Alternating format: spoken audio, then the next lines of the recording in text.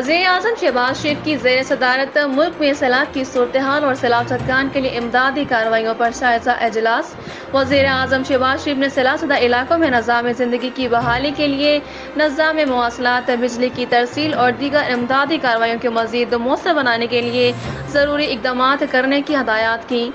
वज़ीर-ए-आज़म शहबाज शरीफ ने सैलाब ज़दा इलाकों में अशियाए ज़रूरिया और अशियाए खुर्दनोश की फराहमी को यकीनी बनाने की ख़ुसूसी हदायत की। इजलास में वफाकी वज़ीर बराए ख़जाना मुफ्ता इस्माइल, वफाकी वज़ीर बराए इक़्तिसादी अमूर डिवीज़न सरदार अयाज सादिक, वफाकी वज़ीर बराए इत्तलात और नशरियात मरियम औरंगज़ेब, वफाकी वज़ीर बराए planning and development Ahsan Iqbal, वफाकी वज़ीर बराए railways Khawaja Saad Rafique, chairman NGMA lieutenant general Akhtar Nawaz, chairman NFRCC major general Zafar Iqbal और दीगर आला काम ने शिरकत की।